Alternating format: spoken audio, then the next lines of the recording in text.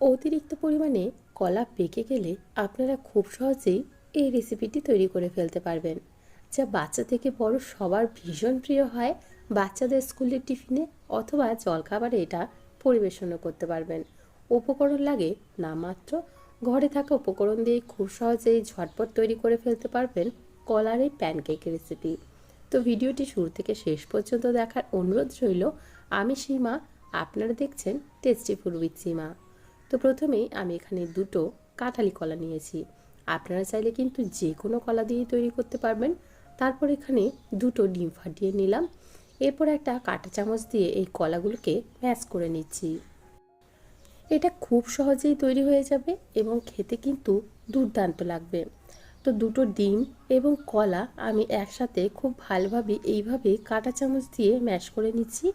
আপনারা চাইলে কিন্তু ছোট ছোট টুকরো করে কেটে মিক্সির মধ্যে দিয়েও পেস্ট করে নিতে পারবেন। তবে যেহেতু অতিরিক্ত পরিমাণে পেকে গেছে, তাই কাঁটা চামচ দিয়ে খুব ভালোভাবে ম্যাশ হয়ে যাবে। এখন এই ম্যাশ করা কলা আর ডিমটা নিয়ে নিচ্ছি একটা বড় পাত্রের মধ্যে। তারপর এখানে দিয়ে দিচ্ছি হাফ কাপ পরিমাণে চিনি। আপনারা নিজেদের পরিমাণ অনুযায়ী এখানে মিষ্টিটা ব্যবহার করতে পারবেন। চাইলে হাফ কাপের থেকে পরিমাণে কমও চিনি এখানে ব্যবহার করতে পারেন। খুব ভালোভাবে এখন সমস্ত কিছু একসাথে মিশিয়ে নিচ্ছি। এমনভাবে মেশাতে হবে যাতে কোনো রকম দানা অংশ না থাকে। আবারও বলছি, যদি আপনারা চান তাহলে এটা মিক্সির জারের মধ্যে দিয়ে পেস্ট করে নিতে পারেন। তো দেখুন, আমাদের ব্যাটারটা একদম রেডি হয়ে গেছে। এখন একটা ছাঁকনির ওপরে দিয়ে দিচ্ছি 1 কাপ পরিমাণে ময়দা, হাফ চামচ পরিমাণে দিচ্ছি বেকিং পাউডার এবং 1 চুটকি পরিমাণে লবণ। লবণটা অবশ্যই ব্যবহার করবেন, তাহলে টেস্টটা কিন্তু ভীষণ ভালো আসবে। আর আপনারা চাইলে এখানে ময়দার পরিবর্তে আটারও ব্যবহার করতে পারেন। খুব ভালোভাবে সমস্ত কিছু একসাথে চেলে নিয়েছি। এখন একটা স্প্যাচুলার সাহায্যে খুব ভালোভাবে সমস্ত কিছু একসাথে মিশিয়ে নিচ্ছি।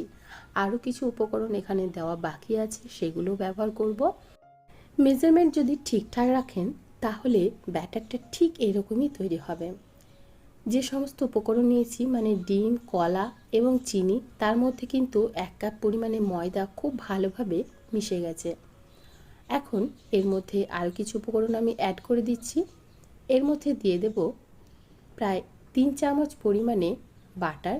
আপনারা চাইলে কিন্তু বাটারের পরিবর্তে এখানে সাদা তেলও ব্যবহার করতে পারবেন, তবে বাটারটা দিলে টেস্টটা ভীষণ ভালো আসে। এরপর এর মধ্যে দিয়ে দিচ্ছি হাফ কাপ পরিমাণে দুধ। যেহেতু আমরা ডিম ব্যবহার করেছি, তাই এখানে ডিমের কাঁচা গন্ধ একটা থাকবে, তাই এর জন্য ব্যবহার করছি একটু ভ্যানিলা এসেন্স।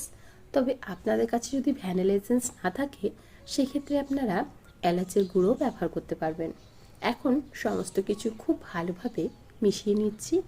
দেখুন, ব্যাটারের ঘনত্বটা ঠিক এরকমই তৈরি হবে। গলার একটু সমস্যার কারণে হয়তো ভয়েসটা একটু অন্যরকম শোনাচ্ছে। সমস্যার জন্য আমি ভীষণ দুঃখিত। তো দেখুন, আমাদের ব্যাটারটা কিন্তু একদম রেডি হয়ে গেছে। একই মেজারমেন্ট যদি আপনারাও নেন, আপনাদের ব্যাটারটা ঠিক এরকমই তৈরি হবে। আর ব্যাটারের ঘনত্বটা দেখিয়ে দিচ্ছি। দেখুন, ব্যাটারের ঘনত্বটা ঠিক এরকম রয়েছে। এখন একটা হাতার সাহায্যে আমি 1 হাতা পরিমাণে ব্যাটার তুলে নিয়ে সরাসরি দিয়ে দেবো প্যানের মধ্যে। প্যানটা আমি লো ফ্লেমে রেখে ভালোভাবে গরম করে নিয়েছি এবং কোনো রকম তেল এবং বাটারের ব্যবহার কিন্তু প্যানের মধ্যে করিনি। এখন 2 মিনিটের মতো ঢাকা দিয়ে হতে দেব।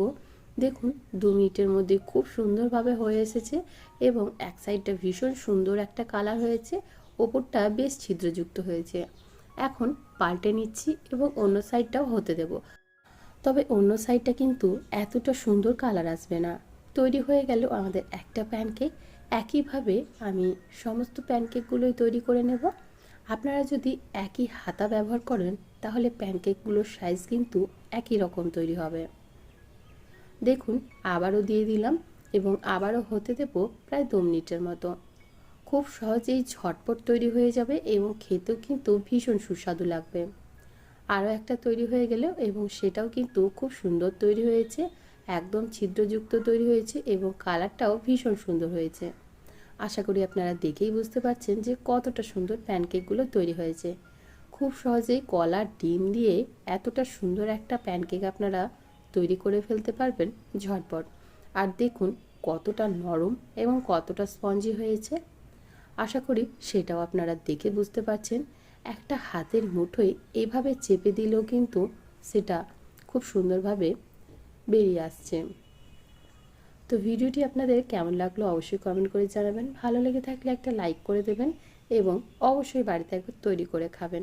আশা করি আপনাদের ভীষণ ভালো লাগবে। বাচ্চাদের টিফিনে এমনকি ব্রেকফাস্টেও আপনারা এটা পরিবেশন করতে পারবেন। আজকে তাহলে এখানেই বিদায় জানাচ্ছি। আবারও হাজির হয়ে যাব অন্য কোনো দিন অন্য কোনো রেসিপি নিয়ে। ভালো থাকবেন, সুস্থ থাকবেন এবং ভিডিওটি সম্পূর্ণ দেখার জন্য আপনাদের সবাইকে অসংখ্য ধন্যবাদ। বাই।